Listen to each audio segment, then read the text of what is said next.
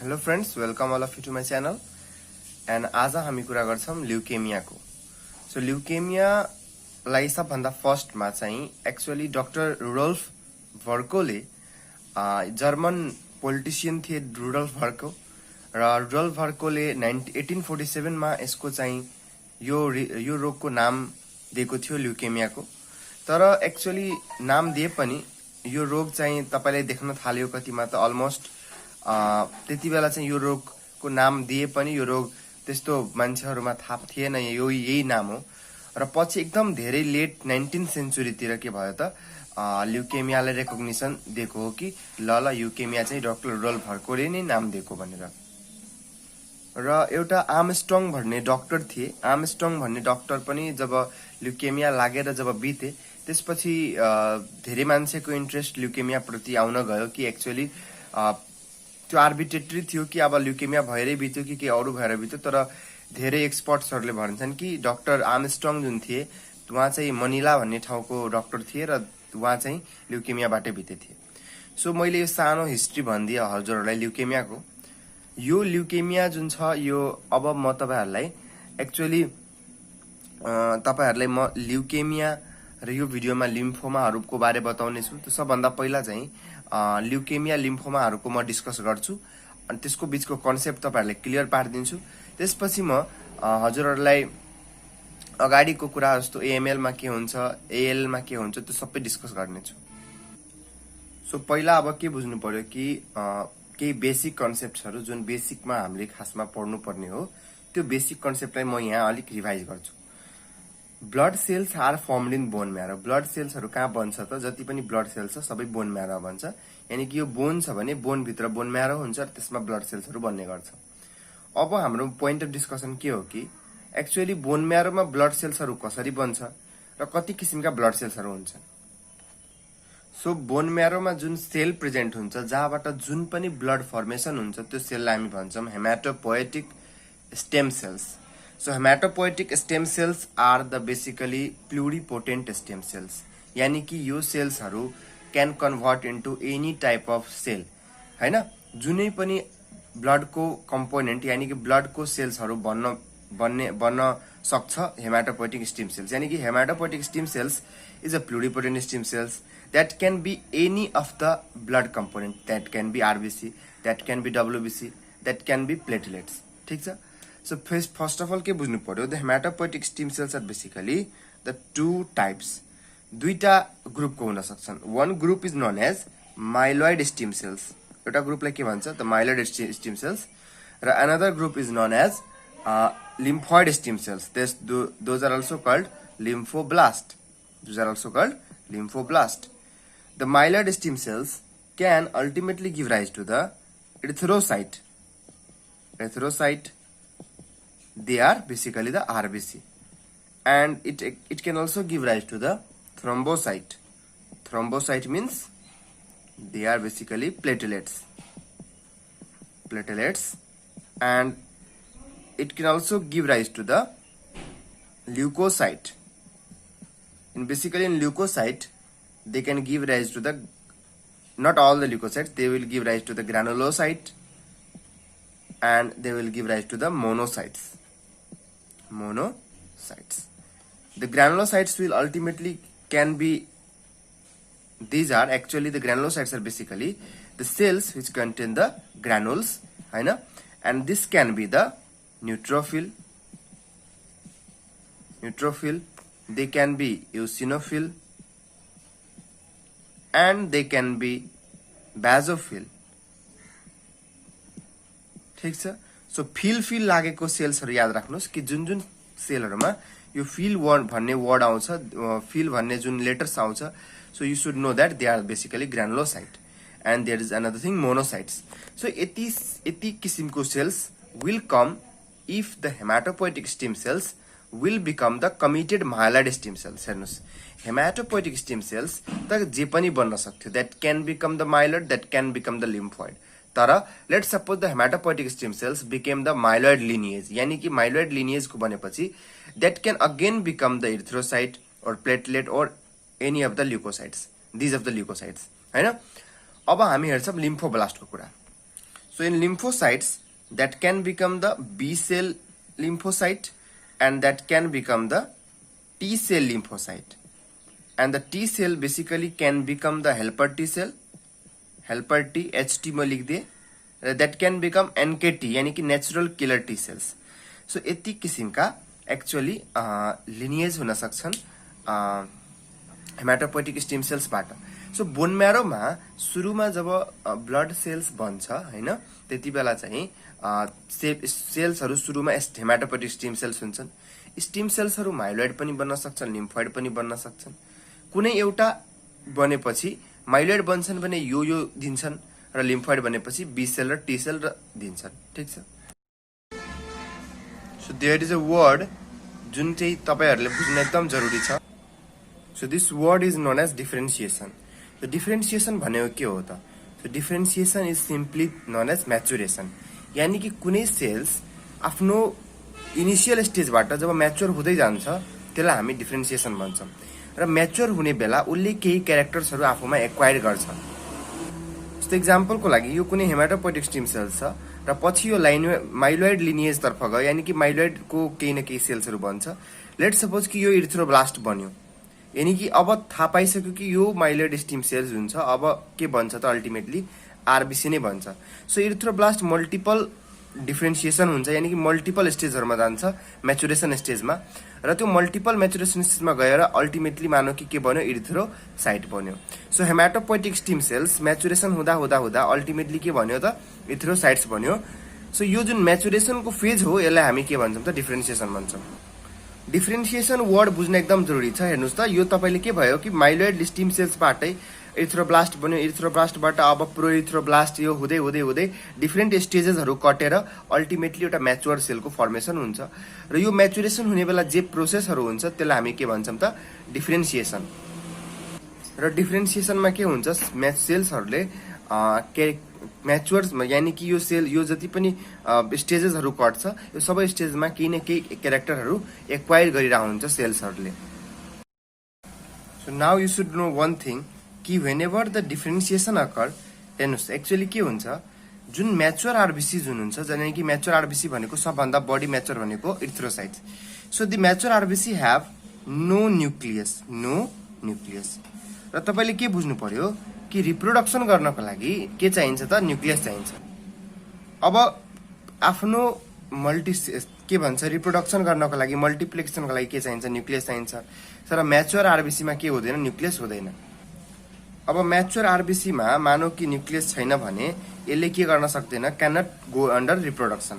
तर इरिथ्रोब्लास्ट होस् या चाहे प्रोइरिथ्रोब्लास्ट होस् हैन, यो भन्दा अगाडिको स्टेजहरुमा के प्रेजेन्ट हुन्छ त, न्यूक्लियस प्रेजेन्ट हुन्छ. के प्रेजेन्ट हुन्छ, न्यूक्लियस प्रेजेन्ट हुन्छ. यानी कि these cells are basically they can divide, यानी कि त्योहरु के हुन सक्छ, डिभाइड हुन सक्छ र मल्टिप्लाई गर्न सक्छ आफ्नो नम्बर्सहरु. तर एउटा म्याच्योर इरिथ्रोसाइटले आफ्नो नम्बर बढाउन सक्दैन, यानी कि एउटा इरिथ्रोसाइट डिभाइड भएर दुईटा इरिथ्रोसाइट, फोरवटा इरिथ्रोसाइट बन्न सक्दैन.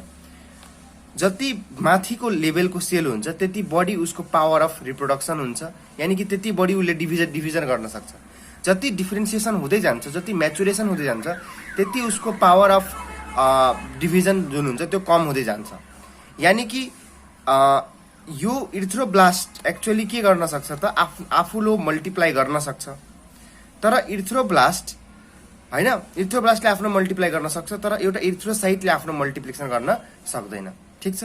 यानी के बुझ्नुभयो कि जति धेरै डिफरेन्शिएसन हुन्छ त्यति कम उसको पावर अफ डिभिजन भइहाल्छ.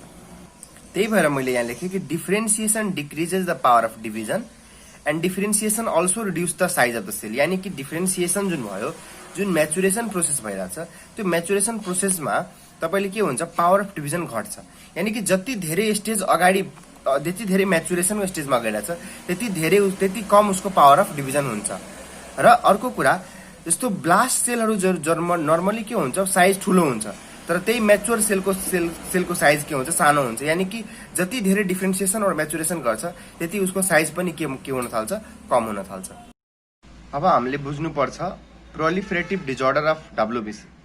सो डब्ल्युबीसी को प्रोलिफरेटिभ डिजअर्डर जुन हुन्छ त्यो दुई किसिमको हुन्छन्. यानी कि डब्ल्युबीसी एबनर्मली प्रोलिफरेट गर्न सक्छ. So abnormal proliferation are basically reactive disorders and neoplastic disorders. Reactive disorders भनेको के भयो कि बडीमा कुनै पनि कुरा प्रति यदि हाम्रो बडीको पर्टिकुलर WBC और मल्टिपल WBC यदि इन्क्रिज हुन थाल्यो भने they are actually known as reactive disorders. But due to any cancerous lesion in the WBC नै WBC मै उसको जुन एक्चुअल WBC कै नम्बर बढ्न थाल्यो र सेल्सहरू अटिपिकल हुन थाले यानी कि क्यान्सरस हुन थाले भने those are known as neoplastic disorders. So the reactive disorders are basically leukocytosis and leukemoid reaction. So ल्युकोसाइटोसिसमा के हुन्छ, नर्मली WBC को जुन काउन्ट हुन्छ, सो नर्मल WBC को जुन काउन्ट हुन्छ त्यो कति हुन्छ त 4000 to 11000 माइक्रोलिटर, यानी कि नर्मल WBC को काउन्ट 4000 to 11000 माइक्रोलिटर हुन्छ. ल्युकोसाइटोसिसमा के हुन्छ कि द काउन्ट विल एक्सिड 11000, यानी कि काउन्ट विल एक्सिड द 11000 ल्युकोसाइटोसिसमा. ल्युकेमाइडमा के हुन्छ, the count will exceed at least the 30,000 भन्दा बढी काउन्ट हुन्छ WBC को, यानी कि नर्मल त 4000 देखि 11000 थियो. अब बेसिकली जुन reactive disorders हुन्छ, जुन leukocytosis leukemoid reactions, they are basically increased due to any infection. इन्फेक्सन्सहरूले बेसिकली इन्क्रिज हुन्छ हैन, र कुन इन्फेक्सनमा के इन्क्रिज हुन्छ त्यो हामी अहिले कुरा गर्छौं. सो ल्युकोसाइटोसिस र ल्युकोमोइड अलमोस्ट बेसिकली सिमिलर कारण हुन्छ हैन, तर ल्युकोसाइटोसिसमा 11000 भन्दा माथि मात्रै जान्छ, तर ल्युकोमोइडमा 30,000 भन्दा माथि जान्छ, बट लेस देन 1 लाख. तर 1 लाख भन्दा चाहिँ लेस हुन्छन् केमा त ल्युकोमोइड रिएक्सनमा. So we are still on the reactive disorders and reactive डिजर्डर्समा मानौ कि न्युट्रोफिल, यानी कि न्युट्रोफिल काउन्ट बढिरहेछ र न्युट्रोफिलको काउन्ट कति बेला बढ्छ, basically in acute bacterial infection. अर्को इस्नोफिल, यानी कि इस्नोफिलको काउन्ट बढ्छ. इस्नोफिलको काउन्ट बढ्ने कन्डिसनहरू भनेको एलर्जी र प्यारासाइटिक इन्फेस्टेसन. लिम्फोसाइट्सको काउन्ट बढ्छ in viral and tuberculosis, viral infection and tuberculosis. And मोनोसाइट्सको काउन्ट बढ्छ इन बेसिकली क्रोनिक इन्फेक्सन्स. अब यो कन्डिसन्सहरूले चाहिँ तपाईलाई ल्युकोसाइटोसिस पनि गराउन सक्छ, यानी कि काउन्ट 11000 भन्दा बढी मात्रै पनि जान सक्छ. And they can also cause the leukemoid reaction, यानी कि काउन्ट 30,000 भन्दा बढी पनि जान सक्छ. यो सबै कन्डिसनमा द्याट डिपेन्ड्स अपन कि पर्सन कति दिनसम्मको लागि इन्फेक्सनसँग एसोसिएटेड छ. रिएक्टिभ डिजर्डरको कुरा गरिसकेपछि यसलाई हामी यो एउटा कुरा के बुझ्नुस्, यो सबै डिजर्डर भनेको प्रोलिफरेटिभ डिजर्डर्स हो, यानी कि जुन म डिजर्डर भनिरहेको छु त्यो डिजर्डर भन्ने केही पनि होइन, त्यो भनेको प्रोलिफरेसन, यानी कि त्यसलाई म न्यूप्लास्टिक प्रोलिफरेसन पनि भन्न सक्छु. अब न्यूप्लास्टिक प्रोलिफरेसन दुई किसिमको छ, दे क्यान बी ल्युकेमिया और दे क्यान बी लिम्फोमा. अब न्यूप्लास्टिक डिजर्डर जुन ल्युकेमिया र लिम्फोमा छ त्यो बीचमा के फरक छ त्यो पढौँ हामी अब. So let's see the leukemia and lymphoma. So the leukemias are abnormal proliferation of the hematopoietic precursor cell, यानी hematopoietic stem cells. यानी कि ल्युकेमिया पनि के छ त, ल्युकेमिया के छ त एब्नर्मल प्रोलिफरेसन, यानी कि हेमाटोपोइटिक जुन स्टेम सेल्सहरू जुन थियो त्यो त्यसको एब्नर्मली प्रोलिफरेसन हुन थाल्यो.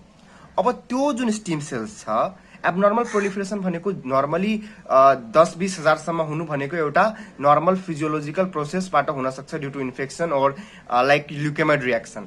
तर if the proliferation is more than 1 lakh, proliferation 1 lakh भन्दा बढी छ भने अब त्यो प्रोलिफरेसन जुन छ त्यो एब्नर्मल प्रोलिफरेसन छ, र त्यो जुन प्रोलिफरेटेड सेल्स हुन्छ त्यो सेल्सहरू पनि एब्नर्मल हुन्छन्. र त्यही हो कि हेमाटोपोइटिक प्रिकर्सर सेलको जब प्रोलिफरेसन हुन्छ, यदि त्यो एब्नर्मल प्रोलिफरेसन भइदियो भने हैन, एब्नर्मल प्रोलिफरेसन भइदियो र अर्को कुरा जुन हेमाटोपोइटिक प्रिकर्सर सेल छ त्यो माइलोइड लाइनिएजमा पनि जान सक्छ, यानी कि त्यो प्रिकर्सर सेल्सहरू हुन सक्छ त्यो. सो लेट्स सपोज कि इरिथ्रोब्लास्टको हुन सक्छ, किनभने माइलोइडले त इरिथ्रोब्लास्ट बनाउँछ, थ्रोम्बोब्लास्टहरू बनाउँछ, यानी मेगाकार्डियोब्लास्ट बनाउँछ, यानी कि that can be of the myeloid lineage और that can be of the lymphoid lineage, यानी कि लिम्फोइड वाला क्यान्सर पनि ल्युकेमियाको हुन सक्छ. यस्तो जरुरी छैन कि ल्युकेमिया छ भने माइलोइड लिनिएजको मात्रै क्यान्सर प्रोलिफरेसन हुन्छ, यानी कि प्रोलिफरेसन जुन छ that can be of the myeloid lineage, यानी कि माइलोइडको सेल्सहरू, यानी कि आरबिसी वाला अब न्युट्रोफिलहरू, इस्नोफिलहरू, बेजोफिल्सहरू, थ्रोम्बोसाइट्सहरू, यिनीहरू वाला उसको जुन हेमाटोपोइटिक सेल्स हुन्छ उसको जुन प्रिकर्सर सेल्स हुन्छ त्यसको प्रोलिफरेसन हुन सक्छ और द्याट क्यान बी लिम्फोइड यानी कि बी सेल टी सेलहरूको पनि के हुन सक्छ त एबनर्मल उसको जुन प्रिकर्सर सेल हुन्छ त्यसको एबनर्मल प्रोलिफरेसन हुन सक्छ। अर्को कुरा लिम्फोमा भनेको पनि अलमोस्ट 100% त्यही हो, यानी कि लिम्फोमा भनेको पनि त्यही हो, abnormal proliferation of haematopoietic precursor cell. यहाँ पनि that can be myeloid lineage और that can be lymphoid lineage. अब जब दुईटैको मिनिङ त्यही हो भने तपाईँ सोध्नुहुन्छ मलाई फरक के छ? दुवै त डेफिनेसन सेम लागिरहेछ, फरक अब आउँछ। यति तपाईँको माइन्डमा के जानु पर्यो कि ल्युकेमिया होस् या लिम्फोमा होस् दुवै माइलोइडको पनि हुन सक्छ र लिम्फोइड लिनिएजको पनि हुन सक्छ। यानी कि माइलोइड सेल्सहरूको पनि ल्युकेमिया हुन सक्छ, लिम्फोइड सेल्सको पनि ल्युकेमिया हुन सक्छ। लिम्फोमा पनि माइलोइड सेल्सको पनि हुन सक्छ, लिम्फोइड सेल्सको पनि हुन सक्छ। तर मेन फरक के हो कि सो यु न्यू द्याट कि बाँकी दुईटै कुरा जुन छ ल्युकेमियामा पनि एबनर्मल प्रोलिफरेसन हुन्छ हेमाटोपोइटिक स्टेम सेल्सको, लिम्फोमा पनि हेमाटोपोइटिक सेल स्टेम सेल्सको एबनर्मल प्रोलिफरेसन हुन्छ। भनेपछि what is the difference? The difference in their distribution pattern that is कि ल्युकेमियामा के हुन्छ जुन abnormally proliferated hematopoietic stem cells जुन बोन म्यारोमा प्रेजेन्ट छ त्यो एक्चुअली के हुन्छ स्पिल ओभर द सर्कुलेसन। केमा स्पिल ओभर हुन्छ? सर्कुलेसनमा। So this basically spill over the cells of the abnormally proliferated cells spill over circulation and they are less cohesive cells, यानी कि धेरै टाँसिने टाइपको एक अर्कासँग धेरै टाँसिने टाइपको सेल्स छैनन् ल्युकेमिक सेल्सहरू। They are basically less cohesive cells. So the cells of here can directly go into the circulation हैन। र यदि ल्युकेमिक सेल्सहरू यानी कि एबनर्मली प्रोलिफरेटेड सेल्सहरू यदि सर्कुलेसनमा गएर circulation throughout the circulation run गर्छ भने we will call this condition the leukemia. ल्युकेमियामा किन एक्चुअली के हुन्छ कि सेलहरू एक ठाउँ ग्रुप बनाएर बस्दैनन्, they spread over like the milk fashion. So milk जसरी स्प्रेड हुन्छ त्यस्तै फ्यासनमा चाहिँ के हुन्छ सेल्सहरू स्प्रेड र स्पिल ओभर हुन्छ केमा त ब्लड सर्कुलेसनमा। तर लिम्फोमामा के हुन्छ the cell will form the cohesive masses, यानी कि cell will form the masses. Masses means कि cell are basically actually cohesive cells. के सेल हुन्छ त? कोहेसिभ सेल्स, यानी कि सेल्सहरू एक अर्कासँग टाँसिने खालको हुन्छन्। सेल्सहरू एक अर्कासँग टाँसिने खालको भएको कारणले गर्दाखेरि एक्चुअली के भइरहेको हुन्छ कि जुन कोहेसिभ सेल्स भने हैन सेल्सहरू एक अर्कासँग टाँसिने खालको हुन्छन्। अब यो टाँसिने खालको सेल भएपछि तिनीहरू म्यास बनाएर बस्छ। के बनाएर बस्छ? Mass. They do not actually spill over in circulation, rather they form mass in the lymph nodes. Lymph नोडमा मास बनाएर बस्न सक्छ, और they can form mass in the थाइमसमा मास बनाएर बस्न सक्छ। सो यस्तो लिम्फ नोडमा मास बनाएर बस्छ, थाइमोडमा मास बनाएर बस्छ, but do not spill over into the circulation. So it is like butter. So butter फ्यासनमा यदि बटर जसरी बटर कस्तो हुन्छ एउटा डल्लो जस्तो हुन्छ। सो बटरको फ्यासनमा बस्छ भने त्यसलाई हामी भन्छौँ लिम्फोमा। तर त्यही कुरा यदि बटरको फ्यासनमा नबसेर यदि त्यही कुरा मिल्कको फ्यासनमा बस्छ हैन सर्कुलेसनमा स्पिल ओभर हुन्छ र त्यसको सेलहरू लेस कोहेसिभ हुन्छन्। किन? सेलहरू लेस कोहेसिभ भएकै कारणले गर्दाखेरि त सेलहरू टाँसिएन र सेलहरू ब्लड सर्कुलेसनमा जान सक्यो। यदि टाँसिने टाइपको सेल्सहरू भएको भए त त्यसले त मास बनाउँथ्यो। जसरी कि लिम्फोमामा के हुन्छ त्यही एबनर्मली प्रोलिफरेटेड सेल्सहरू यदि मास बनायो भने त्यसलाई हामी लिम्फोमा भन्छौँ। भनेपछि ल्युकेमिया र लिम्फोमा भनेको यति मात्रै डिफरेन्स छ कि यदि एबनर्मली प्रोलिफरेटेड स्टिम सेल्स यदि मिल्क फ्यासनमा और स्पिल ओभर सर्कुलेसनमा गयो, सर्कुलेसनमा रन गर्यो भने we will call it leukaemia. यदि त्यही कुरा कोहेसिभ म्यास बनाएर लिम्फ नोडमा बसिरहेछ, थाइमसमा बसिरहेछ, but do not spill in the circulation, तर सर्कुलेसनमा गइरहेछन् भने we will call it lymphoma. So this is a basic difference in the leukaemia and lymphoma. So यदि abnormally proliferation of haematopoietic precursor sale of the bone marrow if it's myeloid precursor, यदि मानौ कि haematopoietic precursor सेलको जुन एबनर्मली proliferation भइरहेछ यदि त्यो proliferation भइरहेको sale यदि माइलोइड प्रिकर्सर छ भने हामी र अर्को कुरा यो सबै मैले भने जुन एबनर्मल प्रोलिफरेसन भइरहेछ the cells here the abnormally proliferated cells here are less cohesive and now they are spilling into the circulation. र यदि यो जुन एब्नर्मली प्रोलिफरेटेड सेल छ यदि यो माइलोइड प्रिकर्सर छ भने हामी यसलाई माइलोइड ल्युकेमिया भन्छौँ। माइलोइड किन भन्यौं? किनभने प्रिकर्सर जुन छ यो एब्नर्मली प्रोलिफरेटेड भएको सेलको that is myeloid precursor. Leukemia किन भन्यौं? किनभने एब्नर्मली प्रोलिफरेटेड सेल सर्कुलेसनमा स्पिल आउट भएछ। अर्को, यदि त्यही प्रिकर्सर सेल लिम्फोइड क्याटेगोरीको भइरहेछ भने will call it lymphoid leukaemia. Lymphoid किन भन्यौं? किनभने लिम्फोइड प्रिकर्सर छ। ल्युकेमिया किन भन्यौं? किनभने hematopoietic stem cells spill over in the सर्कुलेसनमा स्पिल ओभर भइरहेछ, त्यही भएर त्यो ल्युकेमिया भयो। अब सेम कुरा, द एब्नर्मल प्रोलिफरेटेड जुन हेमाटोपोइटिक प्रिकर्सर सेल छ यदि त्यो सेलहरू अब के गरिरहेछ? अब are not spilling over in the सर्कुलेसनमा गइरहेको छैनन्, but are forming the masses. किनभने cells are cohesive and mass कहाँ बनाइरहेछ? Lymph नोडमा, थाइमसमा etcetera. भने त्यस्तो सेलहरू यदि माइलोइड प्रिकर्सरको छ भने अब हामी यसलाई भन्छौँ माइलोइड लिम्फोमा, र लिम्फोइड प्रिकर्सर छ भने त्यसलाई हामी भन्छौँ लिम्फोइड लिम्फोमा। यानी कि ल्युकेमिया र लिम्फोमाको अब तपाईहरूले बेसिक डिफरेन्स बुझिसक्नुभयो। जस्ट प्याटर्न अफ डिस्ट्रिब्युसनमा मात्रै फरक छ। यदि त्यही ब्लडमा जान्छ भने ल्युकेमिया, मास बनाउँछ भने लिम्फोमा। यानी कि मिल्कलाई हामी के भन्न सक्छौँ? ल्युकेमिया। बटरले के भन्न सक्छौँ? Lymphoma. Now how to know कुनै पनि ल्युकेमिया और लिम्फोमा एक्युट छ कि क्रोनिक छ भनेर कसरी छुट्याउने, हैन? सो बेसिकली ल्युकेमियामा हामी एक्युट ल्युकेमिया र क्रोनिक ल्युकेमिया भन्छौँ। त्यसैगरी लिम्फोमा पनि हामी एक्युट र क्रोनिक लिम्फोमा भन्छौँ। अब ल्युकेमिया के हो भनेर बुझिसक्यौँ भनेपछि एक्युट ल्युकेमिया के हो र क्रोनिक ल्युकेमिया के हो, कसरी छुट्याउने? Very simple. First of all you have to know कि लेट सपोज कि this is the actually growth stage. मैले कुनै एउटा न्युट्रोफिलको देखाइरहेको छु। यानी कि सुरुमा हेमाटोपोइटिक प्रिकर्सर सेल थियो, पछि माइलोइड स्टेम सेल्स भयो, हैन? पछि चाहिँ अब मानौ कि हेमाटोपोइटिक प्रिकर्सर सेल त सुरुमा जेमा पनि जान सक्थ्यो, माइलोइडमा पनि जान सक्थ्यो, लिम्फोमा पनि जान सक्थ्यो। लेट सपोज कि माइलोइडमा गयो, माइलोइडमा त्यसको फर्दर डिभिजन हुँदै हुँदै मानौ कि प्रोमाइलोसाइट बन्यो, यस्तो यस्तो हुँदा हुँदै अल्टिमेटली यसले न्युट्रोफिल, एउटा म्याच्योर न्युट्रोफिल बनायो। अब के भन्छ कि एक्चुअली ल्युकेमियामा हुन्छ के? सेलहरूको एब्नर्मल प्रोलिफरेसन हुन्छ, जहाँ के हुन्छ कि the proliferated cells basically lack और रेस्ट्रिक्ट देयर डिफ्रेन्सिएसन। के रेस्ट्रिक्ट गरिरहेको हुन्छ त उनीहरूमा? एक्चुअली डिफ्रेन्सिएसन रेस्ट्रिक्ट भइरहेको हुन्छ कि एक्चुअली जुन प्रोलिफरेटेड सेल्सहरू हुन्छ त्योहरू म्याच्योर भइरहेको हुँदैन। यानी कि त्यसको डिफ्रेन्सिएसन भइरहेको हुँदैन, हैन? डिफ्रेन्सिएसन के हो भनेर मैले पहिले भनिसकेको छु। त के बुझ्नुहोस् कि कुनै पनि ल्युकेमियामा के भइरहेको हुन्छ कि जुन उसको सेलहरूको जुन डिफ्रेन्सिएसन छ, जुन म्याचुरेसन छ, त्यो म्याचुरेसन भइरहेको हुँदैन। म्याचुरेसन नभएको कारणले गर्दाखेरि एक्चुअली के हुन्छ त?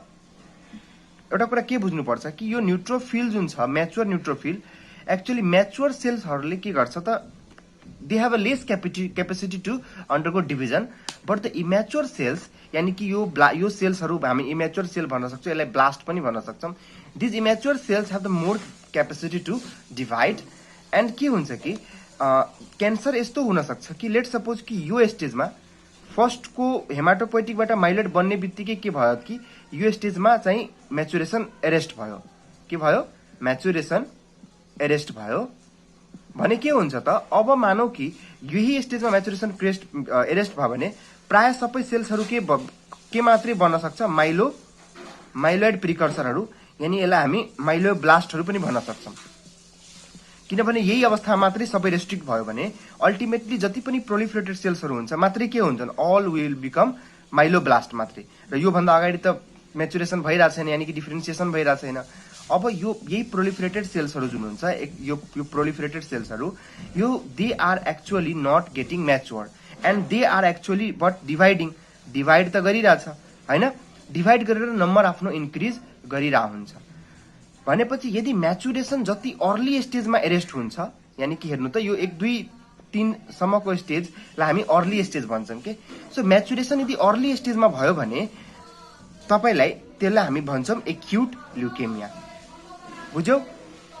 अर्ली स्टेजमा म्याचुरेसन भयो भने के भने? Acute leukaemia.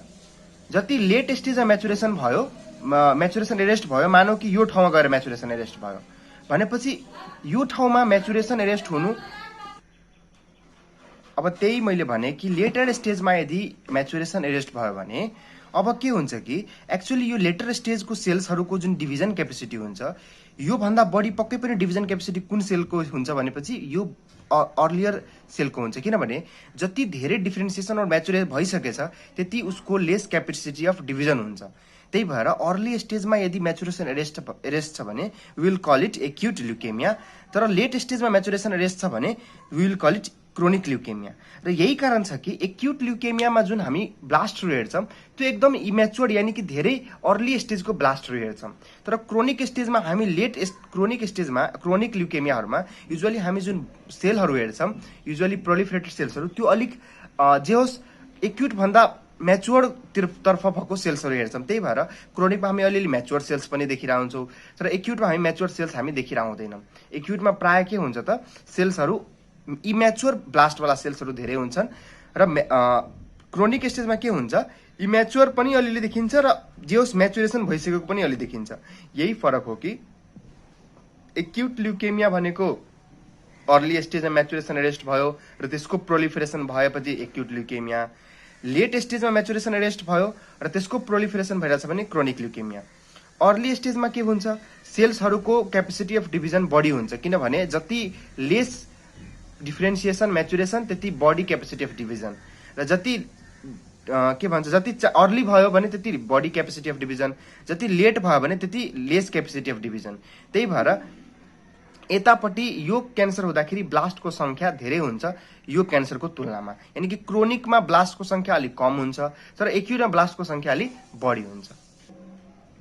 सो मैले त्यही कुरा लेखेछु कि म्याचुरेसन or differentiation is restricted at early stage, so there is a more number of blast cells, and maturation differentiation is restricted at late stage, so there is a less number of blast cells and more number of mature cells.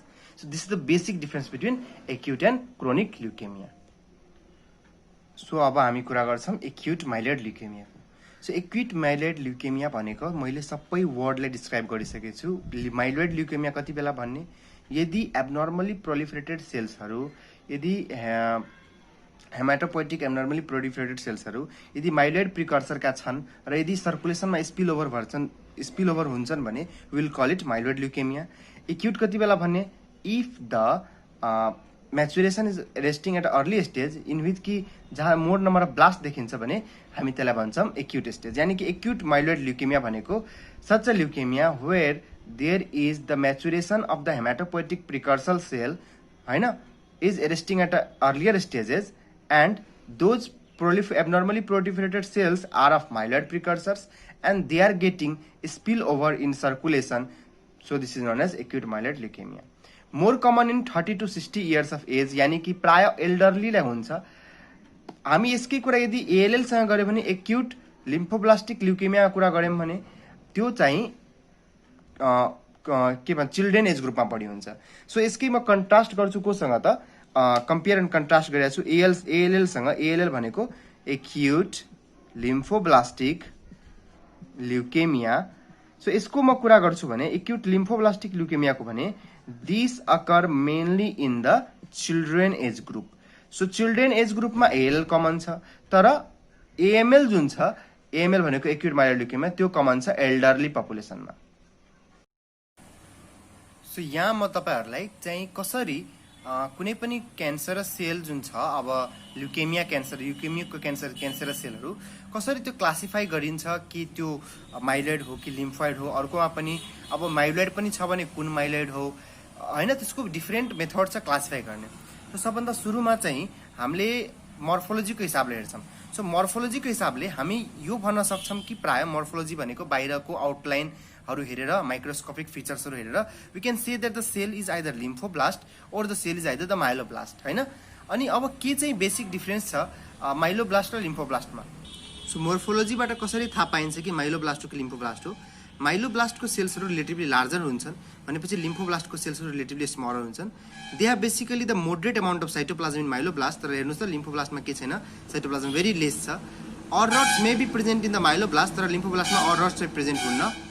अर्को nuclear chromatin चाहिँ fine हुन्छ माइलोब्लास्टमा, लिम्फोब्लास्टमा fine हुन्न। अर्को न्युक्लियोलाई हेर्नु त 1 2 यस्तो 2 3 4 वटा न्युक्लिय prominent हुन्छ भने लिम्फोब्लास्टमा प्रोमिनेन्ट न्युक्लिय हुन्न हैन। सो यसरी हामीले चाहिँ माइलोब्लास्ट हो कि लिम्फोब्लास्ट हो मोर्फोलोजीबाट हामी त्यसलाई सेपरेट गर्छौं। There is another way also, त्यसलाई भन्छ साइटोकेमिकल टेक्निक। साइटोकेमिकल टेक्निक भनेको it is a based on staining technique. So staining टेक्निकबाट बेसिकली 3 किसिमको स्टेन छ हामीसँग। एउटा एमपिओ स्टेन भन्छ, जसलाई भन्छ माइलोपेरोक्साइडेज स्टेन। अर्को भनेको पास स्टेन, अर्को भनेको नन स्टेरेज स्टेन, एनएसी भन्छ यसलाई हैन, नन स्पेसिफिक स्टेरेज भन्छ बेसिकली त, नन स्पेसिफिक स्टेरेज। यसलाई म करेक्ट गरिदिन्छु हजुरहरूलाई, नन स्पेसिफिक स्टेरेज। अब बेसिकली माइलोब्लास्टको जुन बेसिकली ग्रानुलर व्हाइट सेल छ, जहाँबाट न्यूट्रोफिल, इसिनोफिल, बेजोफिल भन्छ, they take basically the MPO stain यानी कि माइलोपेरोक्साइडेज स्टेन। लिम्फोब्लास्टहरूले बेसिकली पीएएस स्टेन लिन्छ र नन स्पेसिफिक स्टेजले यानी कि केले स्टेज लिन्छ त, मोनोसाइट्सहरूले बेसिकली एनएसी स्टेन लिन्छ। अब यहाँबाट तपाईँले के बुझ्नु पर्यो, लेट सपोज कि कुनै मान्छेलाई M7 किसिमको M7 मा मानौँ, लेट सपोज कि कसैलाई त्यो छ M3 छ यानी कि प्रोमाइलोसाइटिक ल्युकेमिया छ भनेपछि, प्रोमाइलोसाइटिक भनेपछि त्यो माइलोब्लास्टहरूतिर गयो भनेपछि त्यसले कुन स्टेन लिन्छ त, एमपिओ स्टेन लिन्छ। अब हामीले अर्को केसमा पढेछौँ कि जस्तो कतिमा चाहिँ एएमएल M4 M5 तिर माइलो मोनोसाइटिक हुन्छ, जहाँ मोनोसाइट जहाँ पनि प्रेजेन्ट छ भने त्यहाँ चाहिँ एनएसी स्टेन पोजिटिभ हुन्छ, र जहाँ लिम्फोब्लास्टहरू प्रेजेन्ट छ भने त्यहाँ चाहिँ पास स्टेन पोजिटिभ हुन्छ, जुन चाहिँ एएलएलमा प्रेजेन्ट हुन्छ यानी कि एक्युट लिम्फोब्लास्टिक ल्युकेमियामा पास स्टेन प्रेजेन्ट हुन्छ। यो एएमएलमा चाहिँ पास स्टेनहरू प्रेजेन्ट हुँदैन प्रायः। सो एएमएलमा यो पास स्टेन हुँदैन पोजिटिभ। एएमएलमा कि त एमपिओ हुनसक्छ कि त एनएसी हुनसक्छ। एनएसी पनि जब मोनोसाइटिक वाला क्लासिफिकेसन आउँछ फ्याब क्लासिफिकेसनमा, जहाँसम्म एक्युट मोनोसाइटिक ल्युकेमिया और एक्युट माइलो मोनोसाइटिक ल्युकेमिया छ त्यहाँ चाहिँ एनएसी पोजिटिभ हुन्छ, बाँकी कुराहरूमा एमपिओ पोजिटिभ भइरहेको हुन्छ। तर एमपिओ पोजिटिभ चाहिँ जब ग्रानुल्स देखिन थाल्छ त्यसपछि बल्ल देखिन थाल्छ, यानी कि सुरुको एमएल M0 र M1 सम्म चाहिँ एमपिओ पनि पोजिटिभ देखिँदैन खासै। अर्को टेक्निक एउटा छ जहाँबाट हामीले चाहिँ सर्फेस मार्कर हेरेर मात्रै जति बेला चाहिँ सेलहरू डिफ्रेन्सिएसन भएर आउँदैन र त्यति बेला माइलोइड हो कि लिम्फोइड यदि बुझ्न गाह्रो भइरहेछ और डिटेक्ट भए पनि 100% कन्फर्म गर्नको लागि हामी अर्को टेस्ट गर्छौँ जसलाई भन्छ फ्लो साइटोमेट्री। फ्लो साइटोमेट्रीबाट के भन्छ, बेसिकली सेलको सर्फेसमा केही किसिमको प्रोटिन्सहरू हुन्छ जसलाई भन्छ सिडी प्रोटिन्स। सिडी प्रोटिन भनेको के हो त, क्लस्टर अफ डिफ्रेन्सिएसन यानी कि यो डिफ्रेन्सिएट गर्नको लागि गड नेचरले नै के गरेछ, केही किसिमको प्रोटिनहरू राखिदिएको हुन्छ सेलको माथि, यसलाई भन्छ सिडी प्रोटिन। र सिडी प्रोटिनहरू लिम्फोइड प्रिकर्सरमा डिफ्रेन्ट र माइलोइड प्रिकर्सर सेलहरूमा डिफ्रेन्ट पाइन्छ। जस्तो लिम्फोइड प्रिकर्सरमा बेसिकली CD1, 2, C3, 4, 5, 6, 9 और 10 यस्तो किसिमको मार्करहरू लिम्फोइड प्रिकर्सरमा पाइन्छ भने माइलोइड प्रिकर्सरमा के हुन्छ त, CD13, CD34, CD33, 34, CD117हरू माइलोइड प्रिकर्सरमा पाइन्छ। यानी कि सिडी मार्करहरू हेरेर पनि माइलोइड प्रिकर्सर हो कि लिम्फोइड प्रिकर्सर हो भनेर भन्न चाहिँ सकिन्छ। अर्को क्राइटेरिया चाहिँ क्लासिफाई गर्नको लागि साइटोजेनेटिक्स यानी कि क्रोमोजोमल एब्नर्मालिटी हेरेर कुन ल्युकेमिया हो भनेर भन्न सक्ने। भनेपछि डिफ्रेन्टमा प्रायः धेरै जसोमा त क्रोमोजोमल एब्नर्मालिटी देखिँदैन, तर जस्तो फिक्स्ड हुन्छ कसैको, जस्तो एएमएल M3 मा अहिले हामी पढ्छौँ नेक्स्ट भिडियोमा हैन। एएमएल M3 मा के हुन्छ बेसिकली यसलाई भन्छ एक्युट प्रोमाइलोसाइटिक ल्युकेमिया। यसमा बेसिकली के हुन्छ कि क्रोमोजोम नम्बर 15 र 17 बीच ट्रान्सलोकेसन भइरहेको हुन्छ र यो ट्रान्सलोकेसन यदि क्रोमोजोममा एब्नर्मालिटी प्रेजेन्ट छ भने त्यो चाहिँ एएमएल हो भने एएमएल को M3 नै हो भनेर बुझ्न सकिन्छ। सो कुनै स्पेसिफिकमा यो पाइन सक्छ हैन। सो साइटोजेनेटिक्सले पनि जे होस् कुन हो भनेर पत्ता लगाउन सक्छ।